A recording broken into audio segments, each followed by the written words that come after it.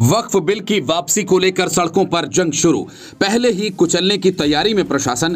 कई मुस्लिम नेता house arrest. Chandrashekhar Azad की भीम आर्मी देगी खुला समर्थन। खुद चंद्रशेखर आजाद संभालेंगे कमान। सीएए एनआरसी की तर्ज पर होगा प्रोटेस्ट। विपक्षी पार्टियों के पास अभी भी हैं 3 रास्ते। सुप्रीम कोर्ट पहुंचे ओवैसी, नीतीश, चंद्रबाबू नायडू और चिराग को चौतरफा घेरने की तैयारी। जब तक ना बदले जालिम हुकूमत का मिजाज, एहतजाज एहतजाज एहतजाज, और ये तब तक रहेगा जब तक सर अपनी सरकार सोच नहीं होती। धन्यवाद सर। जब संसद में आधी रात को नीतीश कुमार और चिराग पासवान सरकार की गोद में बैठकर वक्फ बोर्ड संशोधन बिल पास करवा रहे थे, तभी चंद्रशेखर आजाद ने ऐलान कर दिया था कि आपने संसद का रास्ता अपनाया, हम सड़क का रास्ता अपनाएंगे और इसका विरोध करेंगे, जिसका असर अब दिखने लगा है। वक्फ बिल जैसे ही राज्यसभा से पास हुआ, अगले ही दिन देश के अलग अलग कोने में विरोध प्रदर्शन शुरू हो गए। पीएम मोदी के पुतलों को स्वाहा किया जाने लगा। तमाम खुफिया रिपोर्ट्स प्रशासन के पास आने लगी। एक बड़े प्रोटेस्ट की तैयारी हो रही है, लेकिन यूपी में सीएम योगी प्रदर्शन शुरू होने से पहले ही उसे कुचल देना चाहते हैं। इसलिए 4 अप्रैल को ही मुनव्वर राणा की बेटी सुमैया राणा को हाउस अरेस्ट कर लिया गया, जबकि बाकी मुस्लिम लीडर्स पर भी नजर रखी जाने लगी है, खासकर उन लोगों पर जिन्होंने सीएए एनआरसी के वक्त प्रदर्शनों में हिस्सा लिया था।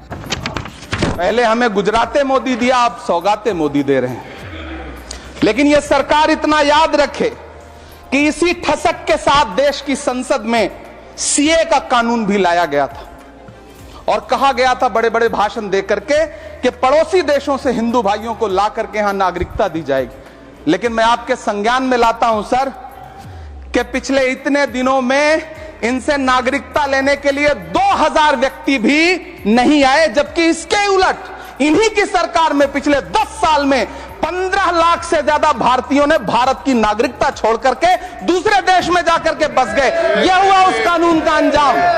सभापति महोदय, इसी तरह की जिद के साथ किसानों के खिलाफ भी कानून लाए गए थे। जिस तरह आज वक्फ के फायदे गिनाए जा रहे हैं, उसी तरह से किसानों को भी कृषि कानूनों के फायदे गिनाए गए थे। लेकिन अंजाम क्या हुआ? मुसलमानों को उम्मीद थी कि बीजेपी के पास पूर्ण बहुमत नहीं है और खुद को मुस्लिमों का नेता बताने वाले चंद्रबाबू नायडू, नीतीश कुमार और चिराग पासवान के साथ जयंत चौधरी आ जाएंगे। लेकिन ऐसा हुआ नहीं, जिसके नतीजे में जेडीयू और आरएलडी में फूट पड़ गई। आरएलडी के प्रदेश महासचिव शाहजेब रिजवी ने पार्टी छोड़ दी और कहा कि जयंत चौधरी अपने रास्ते भटक गए हैं। जेडीयू के जिला सचिव मोहम्मद फिरोज खान ने पार्टी छोड़ने का ऐलान कर दिया। जेडीयू के ही अल्पसंख्यक प्रकोष्ठ के प्रदेश महासचिव अफरीदी रहमान ने पार्टी से इस्तीफा दे दिया। दरभंगा में जेडीयू के मुर्शिद आलम ने भी पार्टी छोड़ने का ऐलान कर दिया। इनके अलावा कासिम अंसारी, नदीम अख्तर, एम राजू नैयर, नवाज मलिक और तबरेज सिद्दीकी ने भी पार्टी छोड़ने का ऐलान कर दिया। इतना ही नहीं, बड़े बड़े नेता भी इस बिल के खिलाफ सड़कों पर उतरने की तैयारी कर रही हैं, जिसमें चंद्रशेखर आजाद और साउथ सुपरस्टार थलपति विजय का भी नाम शामिल है। सर, अंदाजे जमाना कहता है कि मौजे हवा रुख बदलेंगी, अंगारों से गुलशन फूटेगा, शबनम से सरारे निकलेंगी।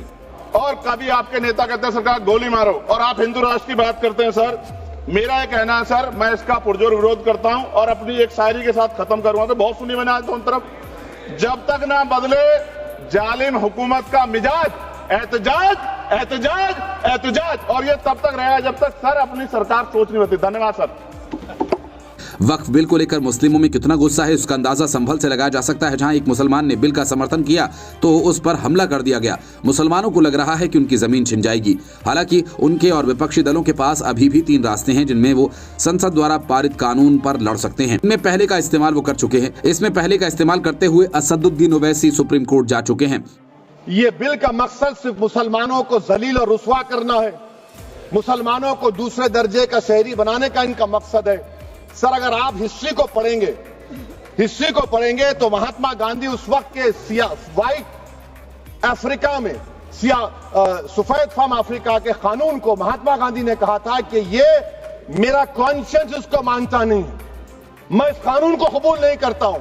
तो महात्मा गांधी ने क्या किया? उन्होंने उस कानून को फाड़ दिया। तो मैं गांधी की तरह इस कानून को फाड़ता हूं।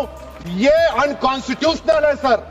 इस देश में झगड़े पैदा करने का काम बीजेपी करना चाहती है मस्जिद और मंदिर के नाम पर। इसीलिए मैं इसका कंडेम करता हूं। अगर सुप्रीम कोर्ट ने भी मुस्लिम पक्ष को कोई राहत नहीं दी तो उनके पास दो और रास्ते बचते हैं। पहला, आंदोलन, जिस तरह से किसानों ने लंबे समय तक प्रदर्शन करके सरकार पर दबाव बनाया और उसके बाद तीनों कृषि कानूनों को वापस लेने के लिए मजबूर किया, उसी रास्ते को विपक्षी दल और मुस्लिम भी अपना सकते हैं। दूसरा, अंदरूनी दबाव। अभी तो नीतीश कुमार और चंद्रबाबू नायडू ने सरकार का साथ दे दिया, लेकिन अगर बड़े स्तर पर दोनों पार्टियों में फूट होती है और ये साथ आरएलडी पर भी दबाव बनता है तो ये भी साथ आकर सरकार को छोड़ देंगे और या फिर सरकार पर दबाव बनाकर कानून को वापस लेने की मांग कर सकते हैं। हालांकि ऐसी उम्मीद बहुत कम है, इसलिए संसद में इमरान प्रतापगढ़ी इस कदर भावुक हो गए थे।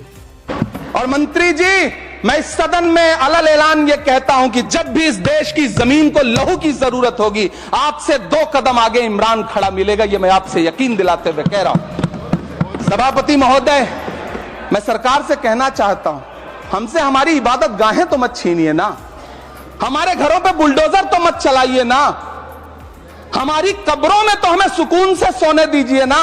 कुल मिलाकर अब मुस्लिम सड़कों पर उतर आए हैं। देश के अलग अलग राज्यों में प्रदर्शन हो रहे हैं। CAA NRC की तर्ज पर दिल्ली में एक बहुत बड़ा आंदोलन खड़ा करने की तैयारी है।